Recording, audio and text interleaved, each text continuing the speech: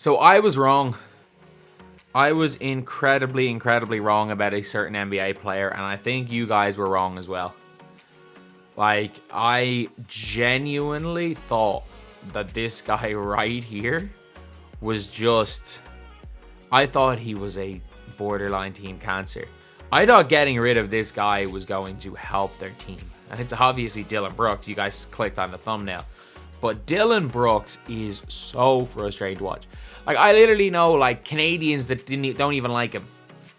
And, like, if you aren't from the United States, you know that a lot of the time, if you're whatever country you're from, your favorite NBA player is going to be someone from that country. But I know Canadians that don't even like Dillon Brooks. And Dillon Brooks was a terrible offensive player in Memphis. He caused more trouble than what? Well, it appeared he caused more trouble than he was worth. Good defender, and that was about it. Man, people were talking about him going over to China. People were talking about him needing to learn Chinese. And Dillon Brooks, he has just shown this year how important and how good an NBA player he is. Whatever about his offense, like, the guy is, like, out here as the 8th most efficient player, shooting like 75% through shooting. Like, that's going to come back down to earth. I'm just saying, like, he's not going to stay as the most efficient player in the world. He's not going to stay as even a top 15 most efficient player in the world. But the big problem is he's so good. Like, I wanted him from Miami because I thought Miami was a perfect place for him, because what my opinion was that, like, you know what, Miami are going to hide the bad things Dillon Brooks does, and he'll do the good things. But I didn't think he was this good. Like, ever since the World Cup, Dillon Brooks is a new man. And not only that, it is just shown how important that not only him and Steven Adams were to that Memphis Grizzlies team. Because you would have thought, okay, if their defense, like, if they had guys like Jaren Jackson Jr., Defense Player of the Year, you would have thought that Marcus Smart coming in would have helped them keep their defensive identity. Man, the Grizzlies suck. They're 0-6. Like, Desmond Bane is having the season of his life. They're still 0-6. Like, they legitimately might go timeout. Like, even with Ja Morant, I don't see him getting better. I don't see them getting better because I don't think Ja Morant is, for lack of a better word, like, I don't think Ja Morant moves the needle on winning and losing games that much. I actually don't. And I'm not. This isn't me saying that the Memphis Grizzlies are worse with him than without him, but I don't think they're that much better with him.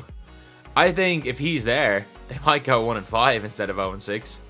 But, like, I cannot believe how wrong I was about Dillon Brooks. Like, I genuinely thought that this dude was going to be out of the NBA in a few years. I thought it was one of the worst contracts I'd ever seen, paying him $20 million a year, and it now looks like a steal. I get it, it's only 6 games, but it doesn't matter. It's not that it's only 6 games. It's the little things you can see. The fact that him and Steven Adams seem to be the most important players on that Memphis Grizzlies team. Like, when Steven Adams and Dillon Brooks were there and Ja wasn't there, they were great. Now they're gone, Ja's not gone, and Ja's gone, they suck. And I think they're going to suck when Ja's there. Like, those borderline contenders teams. And I don't even like the Rockets. I don't even think the Rockets are that good. I don't even think Udoka's that good a coach. But I'm like, the Rockets are looking way better than the Grizzlies. And this guy's part of the reason why. Like, Şengün obviously is great, Jalen Green's great, but Dillon Brooks is now suddenly looking like a damn good NBA player. And I don't think he'll ever shoot as badly as he did in Memphis. I think his percentages are going to come back down to earth, and he's going to be a mediocre player as far as field goal percentage-wise goes. Maybe getting him out of Minnesota, or for Memphis. If I've said Timberwolves, I do apologize. Him getting out of Memphis was the best thing for him, but I'm just so shocked. Like, leave it in the comment section. I am so shocked. Like, Kelly Oubre and Dillon Brooks this season are they're just stepping up.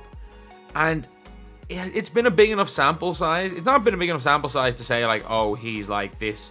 He's like an all-star level player. He's going to be an all-star this year. But it's a big enough sample size to know that he's way better than I thought he was.